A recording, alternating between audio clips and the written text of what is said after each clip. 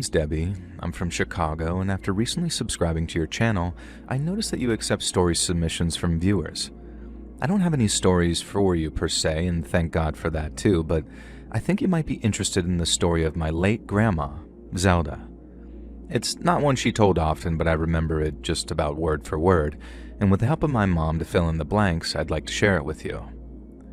She was born in a place called Sopotskin back in 1931, in what was then Poland but is now part of Belarus.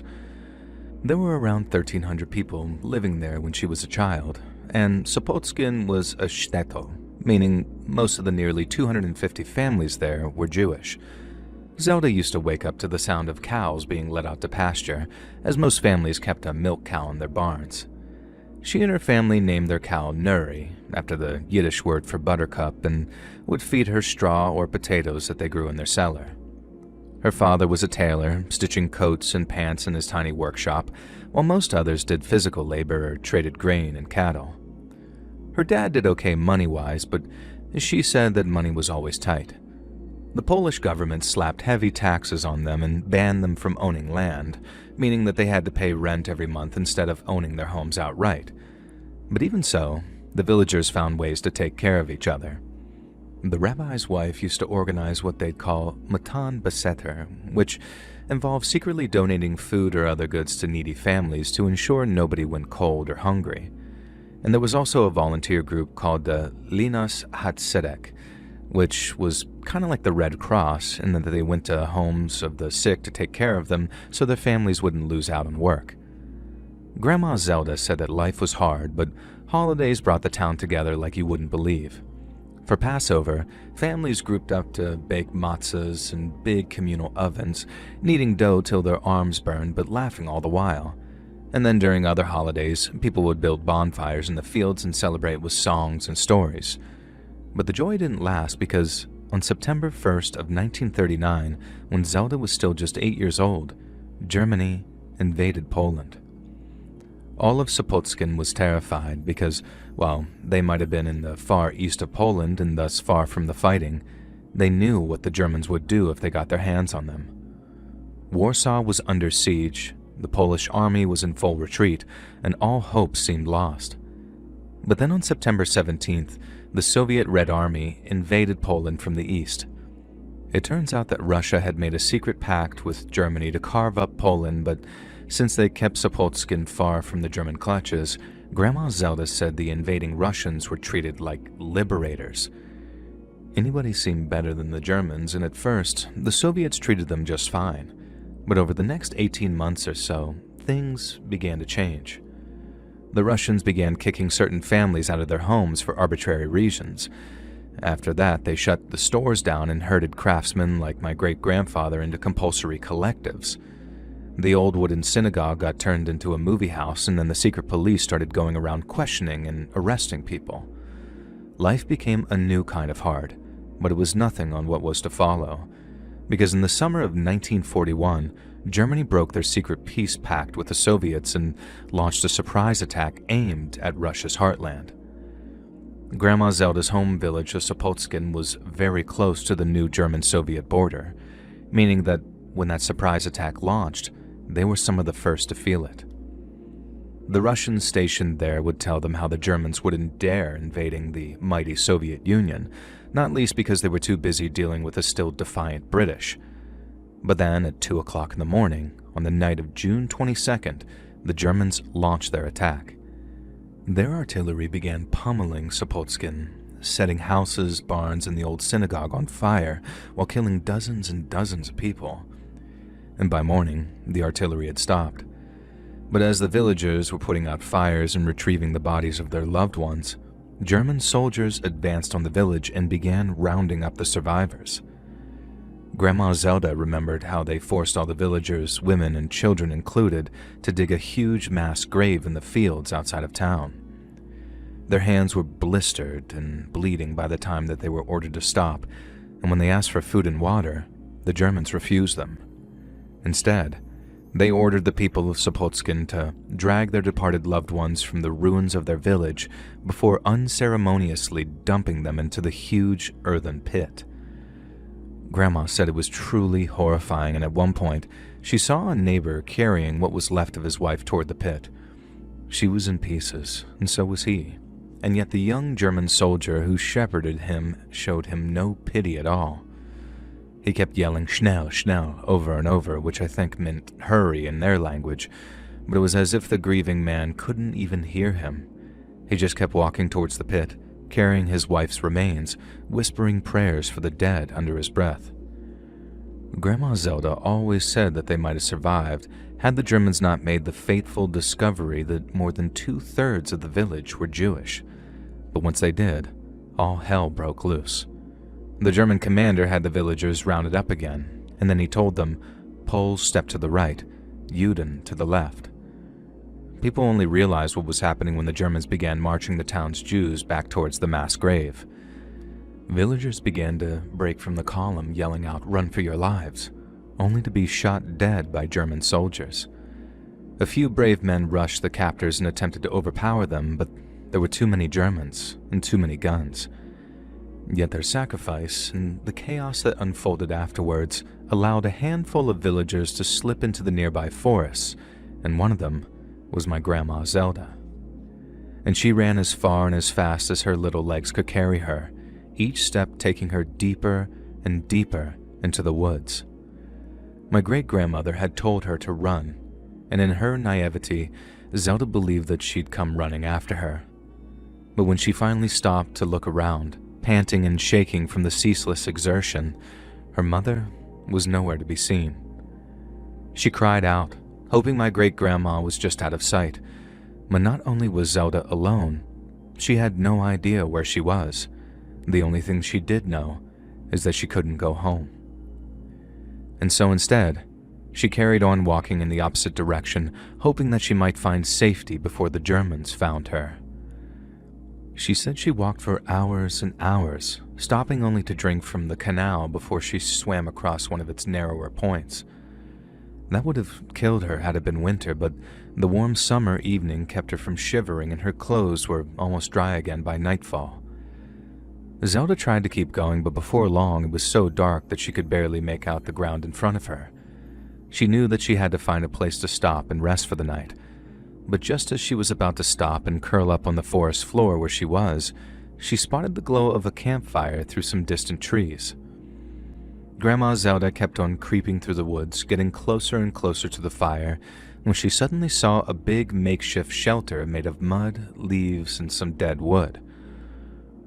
Over the fire was a huge cauldron of something which boiled and bubbled, and it was only when she got closer that she realized that hanging from branches all around were the bodies of skinned and headless animals. Grandma Zelda said that she was terrified and believed that she'd come across the home of some witch. Then, when some old hunchbacked woman came staggering out from under the blanket which served as the shelter's door, her worst fears were confirmed. The woman had patchy gray hair, a hooked nose, and small beady eyes which locked onto her in an instant. Grandma Zelda remembered a crooked smile stretching that woman's lips, revealing a mouth of blackened, decaying teeth. And then she ran, exhausted but renewed with terror, as this old woman called after her through the darkness. "Little girl, come back here at once," she cried, trying to sound motherly at first. But Grandma Zelda soon heard the woman lose her temper as she screeched out, "I'll find you. Just you wait and see." Grandma Zelda said that she could remember that feeling of terror. She'd just lost her family and then found herself being hunted by some forest witch. But looking back on it, that was obviously not what happened.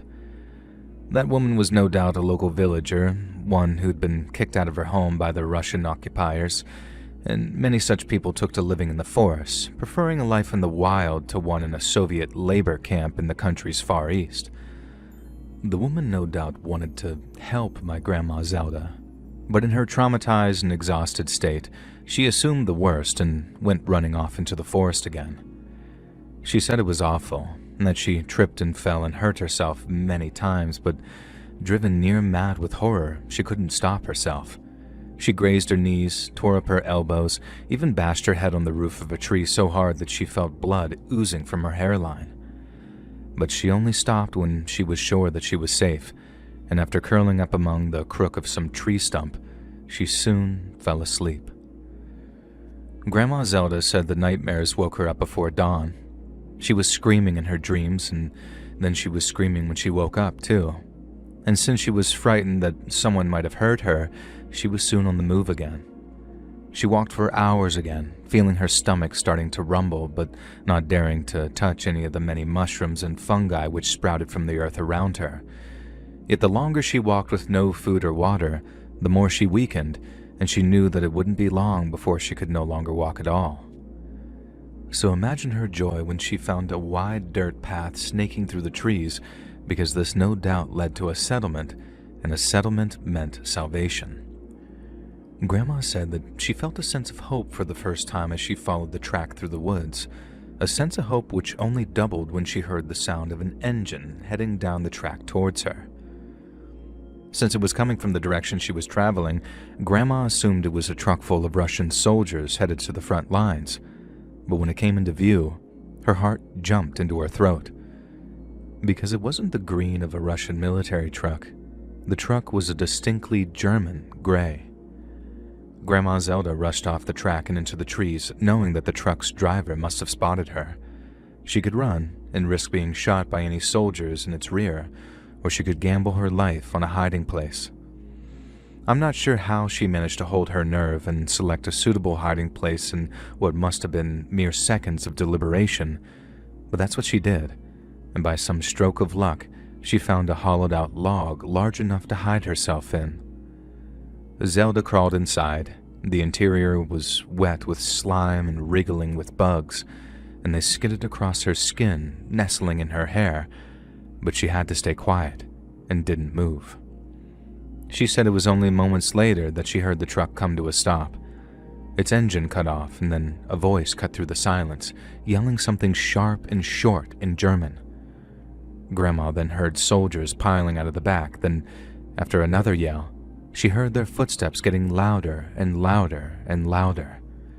They were searching for her, and she said one of them was no further than 15 feet away at one point, when a shrill and sudden shriek grabbed their attention. The girl had a distinctly local dialect, not Yiddish or Polish, but Belarusian, and she was yelling out things like, "Haven't you got enough? Leave her alone. You Germans are animals, nothing but animals." The Germans just laughed at first, and I came to realize that there were several other prisoners, all women and girls from the sounds of things, and I heard one beg the shouting girl to be quiet and not to make trouble, but she didn't listen. The German suddenly went from laughing to shouting, and then one of them cried out in pain. I think one of the prisoners must have scratched or bitten him, most likely the one that was yelling, but after she cried out, it went from calm to chaos. She thinks the girl who hurt the German soldiers tried to escape from the back of the truck because Grandma Zelda heard much faster footsteps moving away from them as the soldiers rushed to control their captives. She said that there was a lot of yelling and screaming, and that for every angry male German voice, there was a Russian or Polish one, much higher in lilt, that sounded scared to death.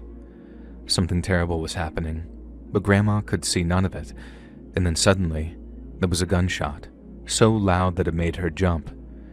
And then, while the Germans were silenced, their female captives became hysterical. Grandma said one of the Germans yelled "Scheiße," which I'm sure needs no translation here, and then he began to berate another much younger-sounding soldier, presumably for shooting one of their captives.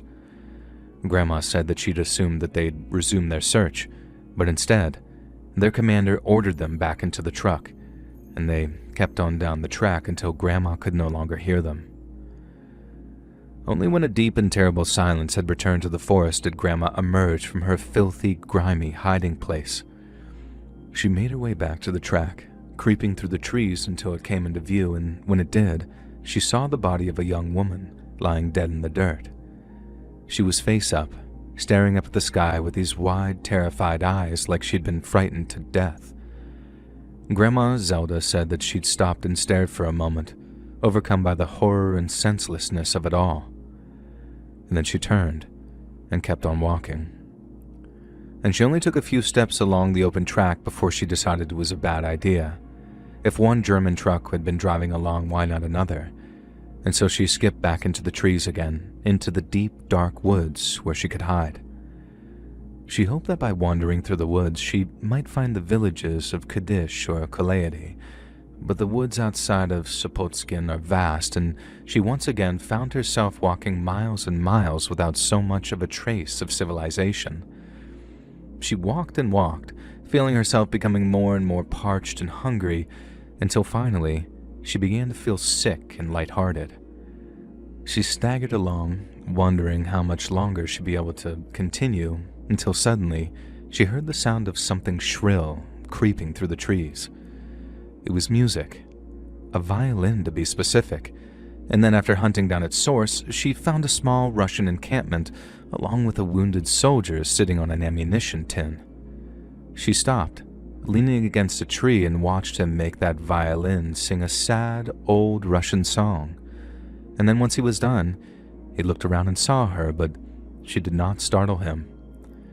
Grandma didn't speak Russian, only Yiddish and a little Polish, but she could understand enough to know that the man was inviting her to come and have a seat.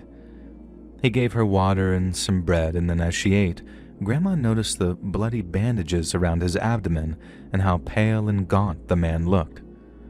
When he talked, she barely understood a word of what he said, but it was clear that he was dying and that in his final hours, he only wished to play his violin.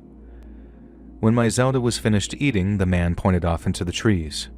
Grandma understood soldiers, bread, and water, and that's all she needed to hear. When Grandma Zelda thanked the wounded soldier, he smiled, and then as she walked away, he began playing the same sorrowful tune that she'd heard on her approach, and then she walked and walked till she could hear it no more. Grandma Zelda said that by that point, her feet and legs were aching from what felt like endless walking and running. But having eaten and drunk her fill and knowing her salvation lay on the other side of the forest, she found both the strength and will to keep going. She kept on pushing through the woods, praying that she'd find safety before she had to spend another night in the woods, until suddenly there was a loud whizzing as something flew past her head before the sound was immediately followed by the loud crack of a rifle being fired. Grandma Zelda said that she darted behind a tree, convinced that she'd run into a German patrol. And then when another bullet struck the tree that she was hiding behind so hard that it made the whole thing shake, she started to scream. Zelda said that she unleashed all of her pain and grief and terror and exhaustion with those screams.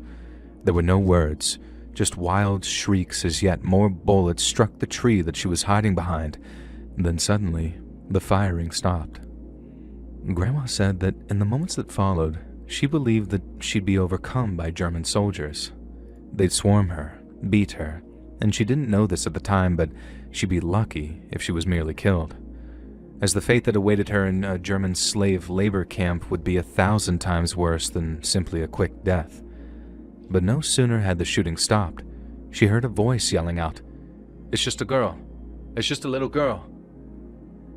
A man was yelling in Polish, chastising another for shooting at her.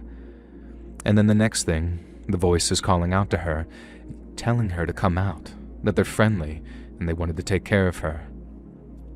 Grandma said that she believed it was a trick, and could only bring herself to peek around the tree that she was hiding behind. But there, walking towards her through the trees, were a group of Polish and Belarusian partisans, civilian fighters wearing civilian clothes. By nightfall, Grandma Zelda was in a mixed encampment of partisans and Soviet soldiers. All had been taken completely by surprise by the German attack, so the scene was a chaotic one. But once again, she was thankfully given food and water by the soldiers before accompanying various groups of Russian soldiers as they retreated back to Moscow to mount a final valiant defense on their nation's capital. There, she lived in a home for orphan children, and it was there that she heard of the war's progression.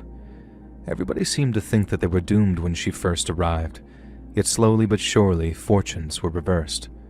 First, the Germans failed to complete their pincer movement, by which they intended to encircle Moscow, and after that, the Russian counterattack started and each one seemed to be a resounding success. The first real celebration came when it was announced that the Germans had officially been driven out of Russian territory. And then the next big celebration came when the first Soviet soldiers stepped foot on sovereign German territory. The war they started had returned to their homeland, something which brought the entire world a great amount of joy.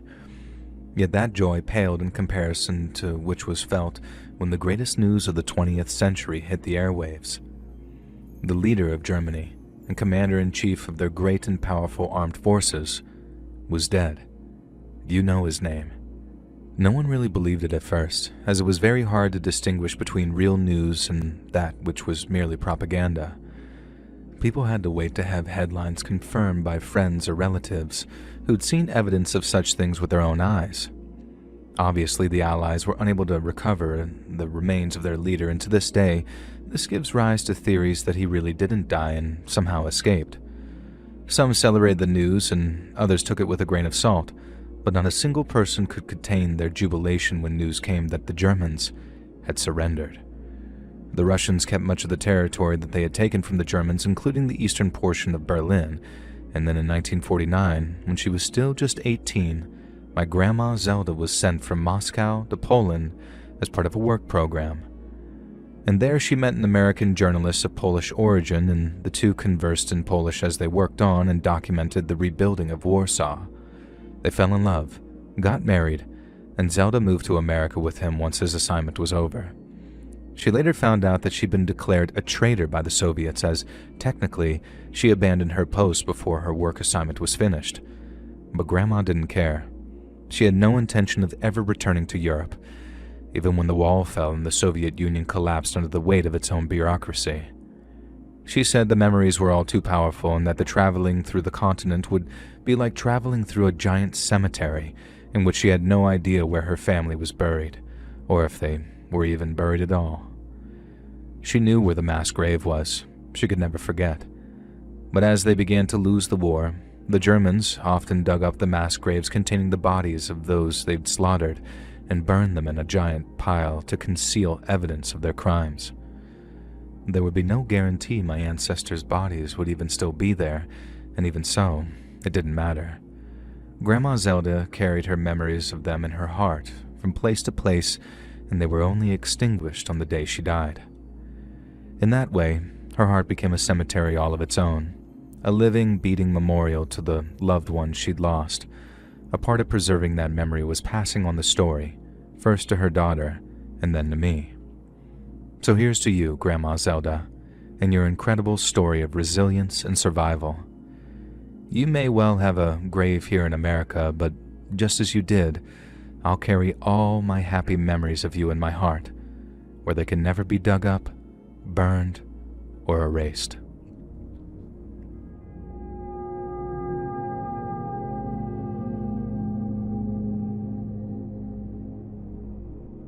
Many years ago now, at a Thanksgiving get-together, me and my cousin were talking about old Kevin Costner movies, this one specifically called The Postman.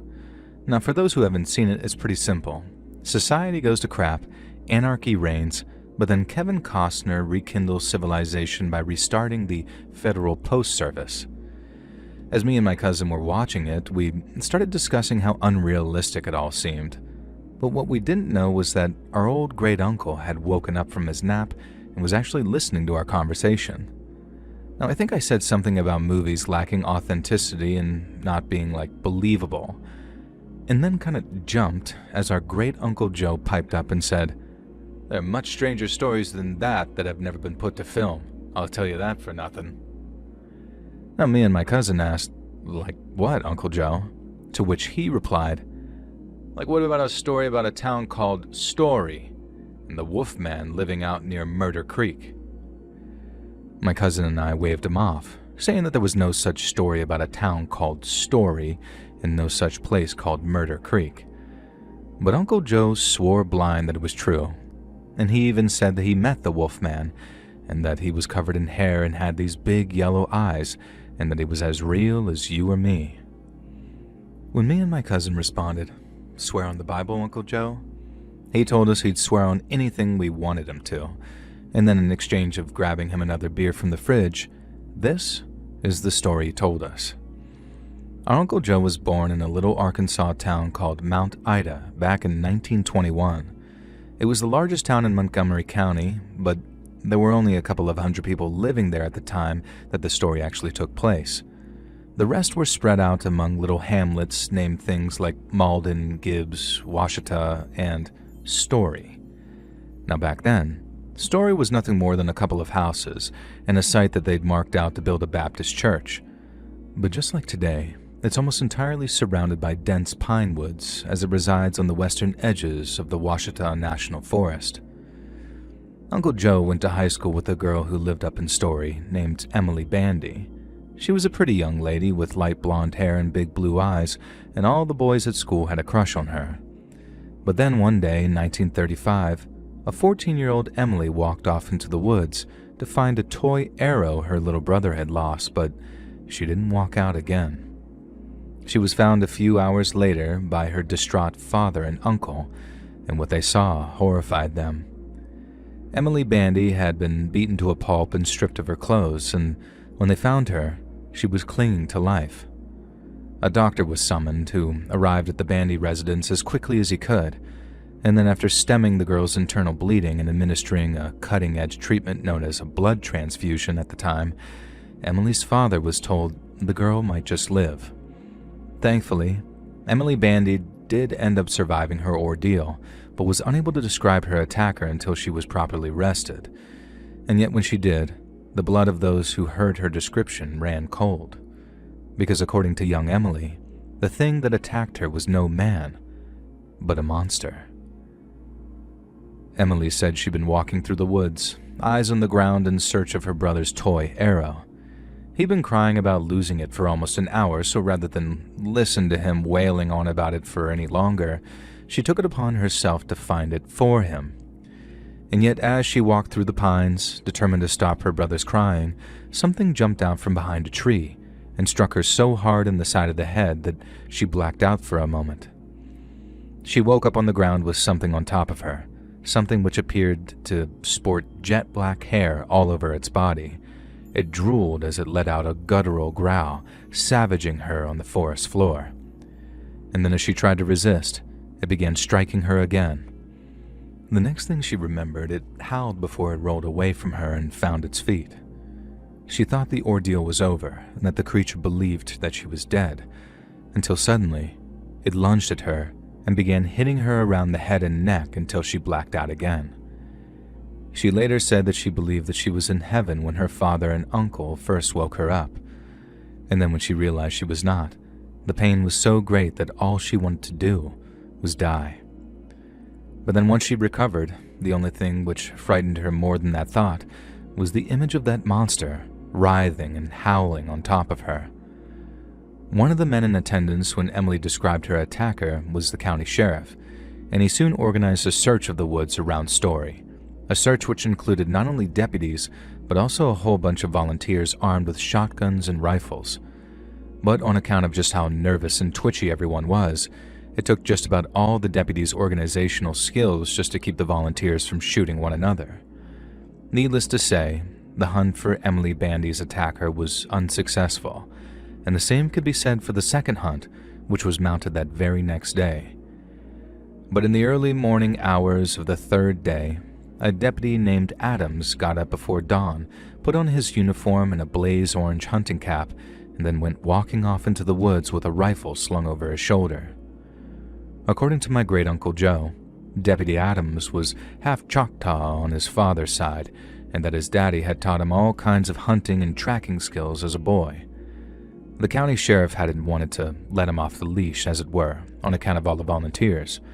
But on that third day, and tired of a bunch of clumsy but well-meaning hunters slowing him down, Deputy Adams walked off into the woods to bag himself a monster. He started right back at the place the attack happened, and then from there, he wandered deeper and deeper into the woods until he reached a stream out near a hill they call Calibiot Mountain. It was just after dawn had broken, so there was a soft blue light breaking through the trees, and then as Deputy Adams was walking by the river's edge, smack bang in the middle of nowhere, he looked up to see something which stopped him in his tracks. Downstream from him by maybe 50 to 60 yards, A man was kneeling by the water's edge and drinking from the stream. Only, it couldn't have been a man. The thing was dressed in what looked like rags and was covered in that same thick, dark hair that Emily Bandy had described. Dark fur covered its exposed arms and shoulders and ran all the way down to his legs before stopping at filthy black pads on the soles of its feet. Adam stared in disbelief at this creature. As unaware of his presence, it continued to drink. Then finally, Adam suddenly snapped out of his stupor and brought his rifle to his shoulder. Yet after hearing the distinct chambering of a round of Adam's rifle, the creature looked up, saw him, and then bolted off into the trees on two legs at speeds that seemed impossibly fast. Adams later said that he was too shaken to even attempt to shoot. Not just because of how shaken he was, but because whatever that thing was, it needed to be brought in alive. Even as far back as the 30s, people believed in Sasquatches and mountain men. Deputy Adams was a practical man and didn't believe that there was a single animal out there that he hadn't seen during one of his hunts in the woods. So imagine his shock and surprise when he saw what he believed was some kind of missing link right there before his eyes. He told the county sheriff what he saw the moment he got back to Mount Ida, and when he did, the sheriff went about organizing a third search to be conducted that very next day. Only, instead of combing the woods through the morning and the afternoon, the deputies and just a handful of the best hunters would set up hides near bodies of water, where they would watch and wait for any sign of this strange creature. Unfortunately, the attempt to catch it unawares again was unsuccessful, but that just made it clear that they were dealing with a highly intelligent and therefore highly dangerous predator. But Deputy Adams wasn't ready to give up yet. After their unsuccessful stakeout, he stayed in the woods and made his way back towards Calibiot Mountain, where he'd first sighted the strange beast.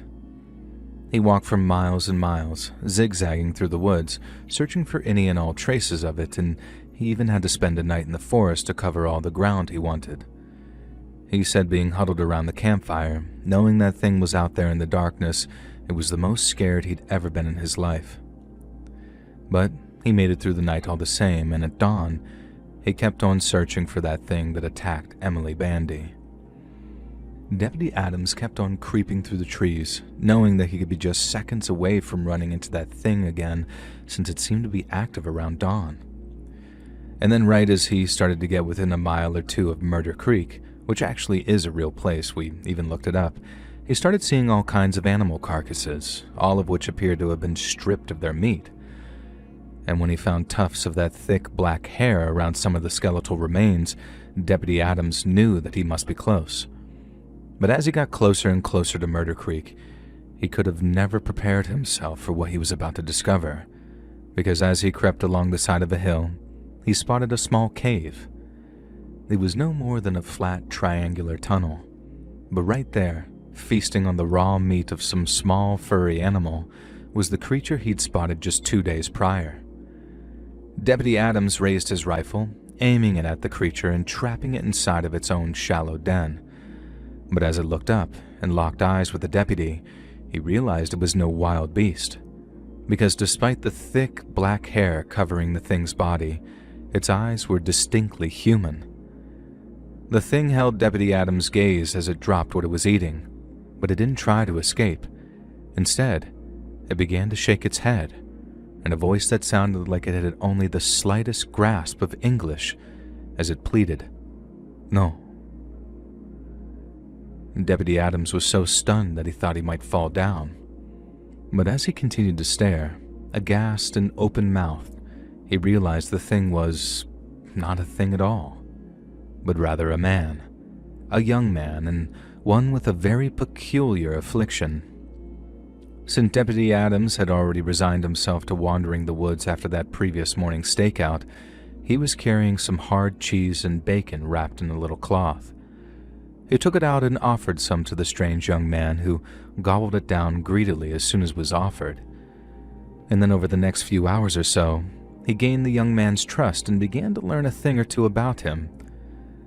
It wasn't clear exactly how it happened, but Deputy Adams realized that while the young man must have been abandoned as a child, Fear and suspicion had led him to a life in the wild. He spent his formative years in the small town of Washita back in Montgomery County, but whenever people saw him, they got scared, and when they got scared, they got violent. The man had become all too accustomed to fleeing at the sight of them, and even when Deputy Adams felt he'd earned his trust, the young man would still flinch whenever he spoke too loud or moved too fast. As night drew in, Deputy Adams made a campfire just a few feet away from the young man's den.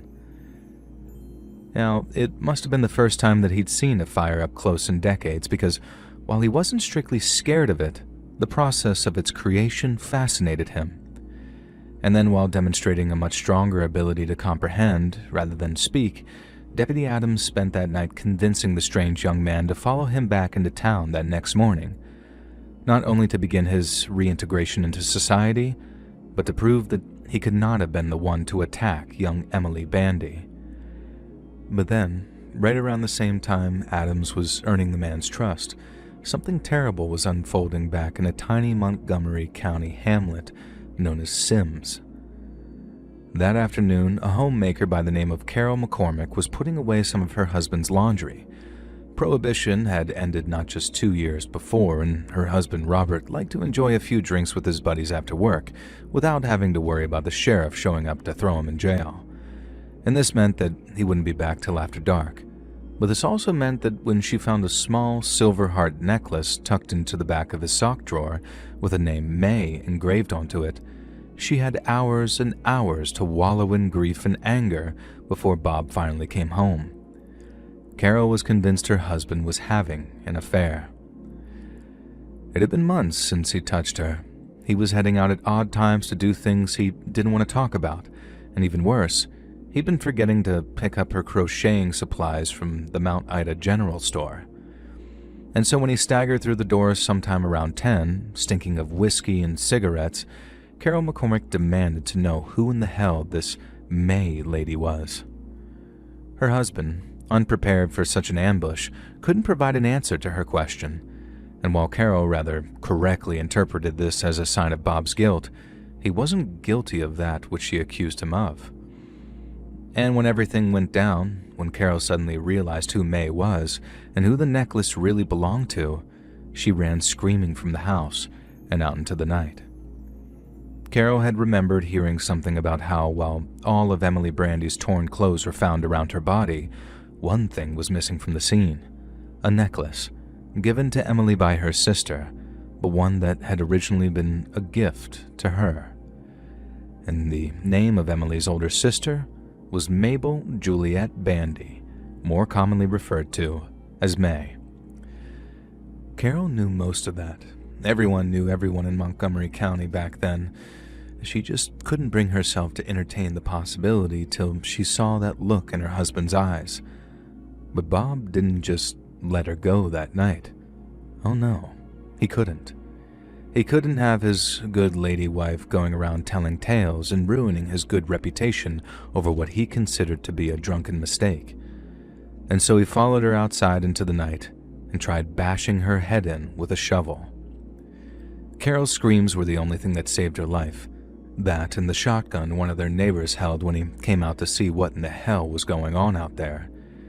He told Bob if he so much as moved, he'd blow his goddamn head off. And then his wife came out to join him, and after gasping at the sight of her husband holding their beloved Bob at gunpoint, she grabbed the rope that he used to tie Bob up, and he was off in the direction of Mount Ida to grab the sheriff. Uncle Joe said Bob McCormick spent the night in the county jail and did so on 2 charges of attempted murder, among other things.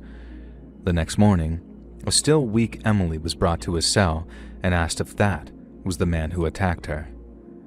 She didn't have to say yes, because when she erupted into screams and cries, stumbling into the arms of her father to cry and cry and cry, it was all the confirmation anyone needed. And then by pure happenstance, right around the time Emily Brandy was led away from the county jail, Deputy Adams walked back into town with that young man following close behind. Adams had told him not to be scared and that any sour reactions from the Mount Ida citizenry would be met with a brief but all-encompassing explanation. The man was no monster. He had an illness, he'd been neglected, and it was a time to start making things right for him. While Bob McCormick had to await the date of his trial in the county jail, the young man stayed with Deputy Adams, along with his wife and young son. He was taught to live like a person again, how to wash and dress himself, and how to eat at a table using knives and forks. It wasn't an overnight transformation. It took time, and as he learned to speak again, the young man took the name Joseph, another reason my great-uncle Joe remembered the tale so well. He took the name after Mrs. Adams' Bible study sessions helped him learn to read, and saying he was inspired to do so by Joseph's story. Joseph was a man betrayed by his family, one who was sold into slavery and became a prisoner in a foreign land. Joseph eventually forgave his family and reportedly told them, in Genesis 50:20, "As for you, you meant evil against me, but God meant it for good, to bring it about that many people should be kept alive as they are today." And by the time Bob McCormick was being sentenced to 50 years of hard labor, Deputy Adams was trying to find young Joseph a job. Given how skittish he was, as well as his lack of general education, Joseph was far too anxious and frightened for regular employment. But Deputy Adams didn't give up on him, and after hearing of a freak show that was attached to a traveling carnival, he paid the show a visit when it passed through Montgomery County. But rather than find a cruel and exploitative operation that took advantage of the so-called freaks in its employment, Deputy Adams found a sanctuary for such people. There was a bearded lady named Leela, a tiny little dwarf man who danced the Lindy Hop, and a fellow who called himself the Lizard Man, but who in reality just had some kind of skin condition. These people welcomed Joseph with open arms, telling him that he was finally in a place where folk understood and didn't judge. And then, since he was born and raised in Washita, a little town just down the road from Story, young Joseph's stage name had just about been decided for him. For backstage, he'd be Joseph, their compatriot and co-worker, but to the audience, he'd be the weird and wonderful Washita Wolfman, and they'd be charged money for the honor of seeing and talking to him. Word has it that Deputy Adams cried a few silent tears on the day that the carnival left town, not out of sadness, but because of the way Joseph had thanked him for saving his life. And then after that, the story of Emily Bandy, Deputy Adams, and the Washita Wolfman passed on into legend and became a tale passed down from one generation to another. Like I said, my cousin and I went away and did our own research because we didn't think that there was a single chance in hell that a town called Story and a creek called Murder were real places. And like I may have also said, every single piece that Uncle Joe mentioned checked out. And so to me, the story of the Washita Wolfman is all the proof I needed that sometimes the truth is far, far stranger than fiction could ever be.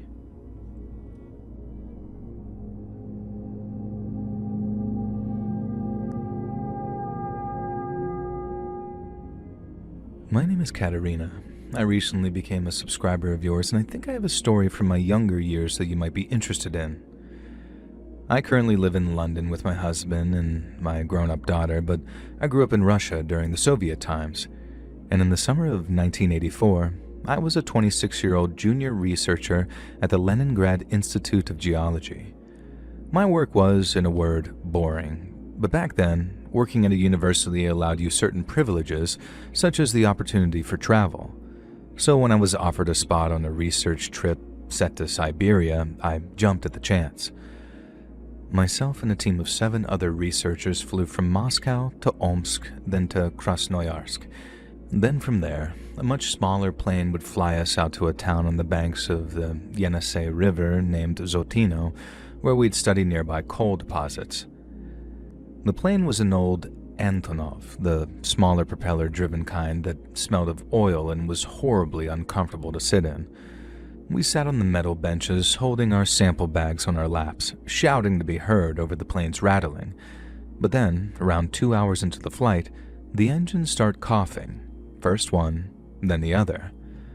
The pilot came on the intercom and said it was nothing to worry about, but only a minute later, the plane dropped hard. People screamed, and I remember gripping the metal bunch so hard that the edge bit into my fingers. The sound of rushing air got louder and louder until it sounded like it was screaming. 3 branches came rushing up at us through the windows before a sudden impact threw all of us forward. The glass smashed and metal groaned, and then the next thing I remember, I was waking up in the wreck to this horrible silence hanging in the air. My head hurt, and my knee was in agony, but I could just about stand. The pilot and co-pilot were still in their seats, but they hadn't made it. The rest of us were alive, but in bad shape.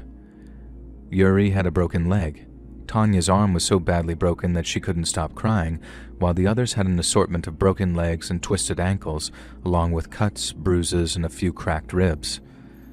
The plane's radio was broken, so there was no calling for help. Nobody could walk far, and I was the only one on my feet, and so it only made sense that it was me who went to look for help. We had some supplies that survived the crash. It was little more than 2 plastic bottles of water from the cockpit and 3 small bags of peanuts that the steward had handed out before takeoff. I knew I could make them all last quite a while, but we were in one of the largest uninterrupted forests in the world. It stretched in every direction, thick, dark, and endless, and we didn't have even the faintest of idea of where we were. There was a flare gun, but we had to wait until the sun had set for that to be truly effective, and until then, what choice was there other than to make the most of what little energy I had? I stuffed the bottled water and peanuts into my coat pockets, listening as my injured comrades wished me luck, and then I started walking towards what I assumed was the east. The first day was the easiest. I followed what looked like a game trail, one that was infested with mosquitoes which bit at my face and neck. And by the evening time, my knee was throbbing, and I'd already drank more than half a bottle of water. I stopped where there was a shelter, ate a handful of peanuts, and then slept against a fallen log for a few hours until it got too cold to sleep. On the second day, the wolves found me. I heard them first, their low howls far off at first, but then they got closer. I saw their shapes between the trees, all gray and thin, and there had to be at least 6 or 7 of them, and they didn't rush or charge me. They just followed at first, keeping 20 or 30 meters back. I picked up a branch and waved it, shouting at the top of my voice to seem big and scary. They stayed away, but they didn't leave. That night, I made a small fire with dried twigs and pine needles. I sat with my back to the flames, watching for any sign of those wolves, and before long I could see the flames glowing in their eyes. I took a stick from the fire and waved it around while shouting in hopes that it'd scare them off. It didn't. They just kept watching and waiting. And by the 3rd day, my water was almost gone and the peanuts were down to 1 bag.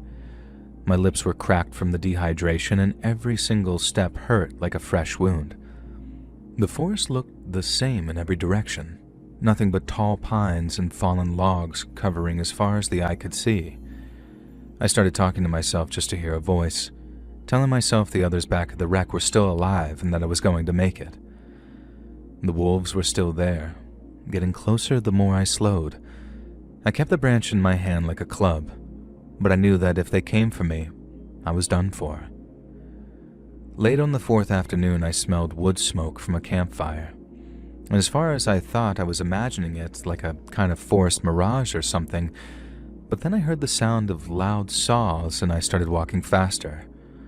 My heart was beating so hard it felt like it was going to burst because I knew I'd done it. And then as the trees opened up a little, there it was, a small logging camp stretched out in front of me. There had to be 5 or 6 wooden huts, a big pile of cut logs, and a generator chugging away and belching out some black smoke. Men in padded jackets and felt boots moved between the buildings, but they didn't seem to be Russian, and I'd soon discovered that they were actually Chinese migrant workers working under an international labor program.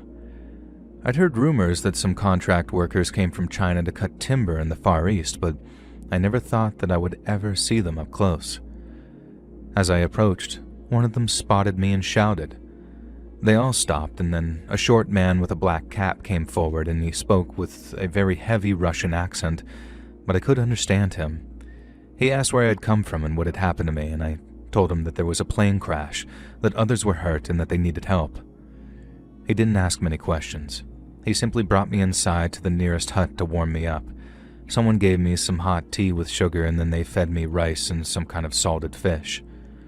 I told them about the wreck, about the wolves, about the peanuts I had left, and then when I thought about my comrades, I started to cry. The man with the black cap, his name was Lao, and he tried to comfort me and then promised that he would get help. There was a phone in the hut. Lao picked it up, spoke fast in some Chinese, and then waited a few moments before he switched to Russian.